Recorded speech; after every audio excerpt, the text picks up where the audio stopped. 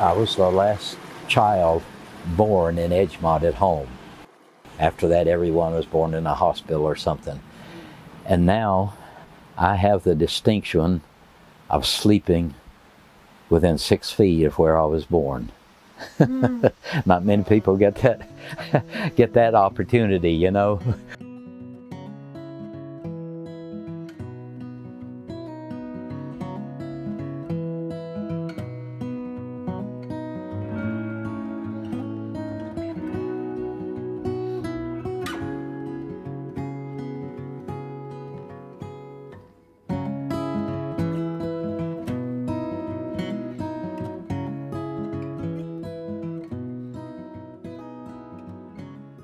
I was born in 1941. That was a year after the flood.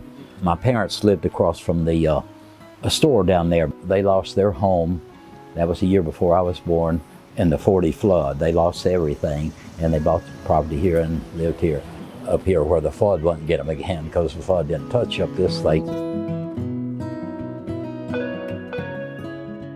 My dad had died when I was 14 years old, and so I had to become the man of the family at age 14. We lived a very primitive life.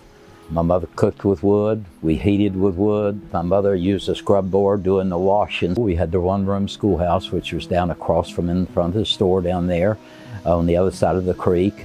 It rained, snow, or whatever the weather, we walked to the school down there, me and my sisters. I went there through 2 weeks in the 3rd grade, and then they started busing us to Collettsville.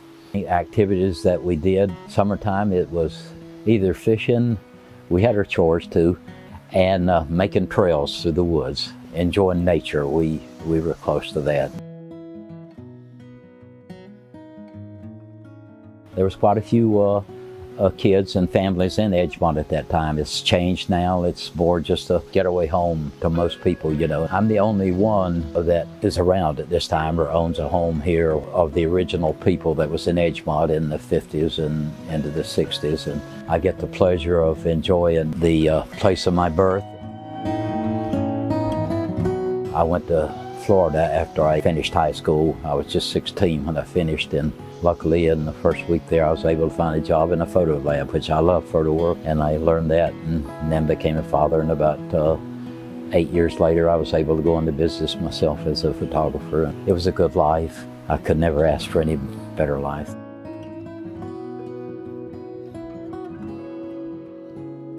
Edgemont has always been a quiet, peaceful place. It gives you a place to get away that is not commercial. You know, there's no movie theaters or anything, but who the hell needs that? Okay, pretty much. But I walk along the creek. I do this. I walk around. I walk up in the woods or whatever, and so on like that, and get to enjoy it. Everybody is always welcome on our property. There's no such thing as trespassing or whatever. We want everyone to enjoy what we enjoy. And I was taught that if you can't share it, it's not worth having.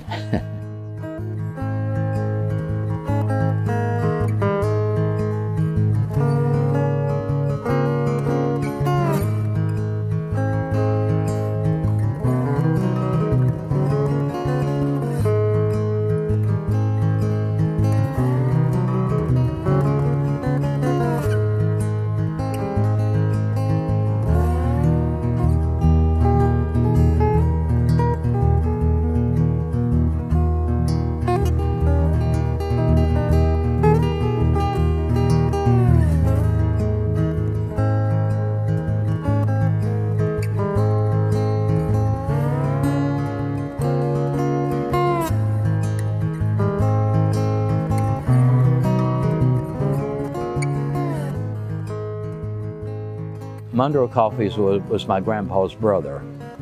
You know, he was the last district forest ranger without a college education, the last one in the United States. He really knew the land, he knew the purpose, he knew the people, he knew the conditions. And back in those days there was quite a bit of activity during hunting season. Every deer was wiped out in the late 30s. He went to Wisconsin and got 9 deer and brought them back here. They created a refuge around Edgemont all the way to Carey's Flat, and they strung a wire along the road, and you weren't allowed to hunt in those areas. Within 10 years, it was amazing how many deer there was here. But that just shows you what a man without a college education, with common sense, could run a district. Oliver Hollander was the last person that was at the station there at the Mortimer Forest Service Station, which is a Grandfather Mountain district of Pisgah National Forest. He was a gentleman and a true man of the mountains.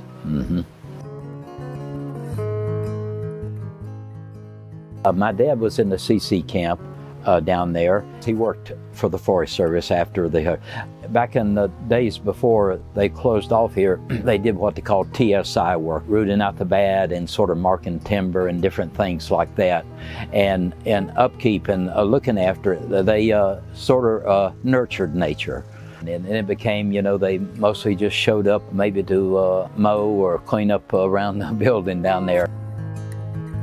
There has definitely been a deterioration in upkeep, even in the forests. I know from my childhood and to all the time I've been back, there needs to be a little more attention, and there probably needs to be more education.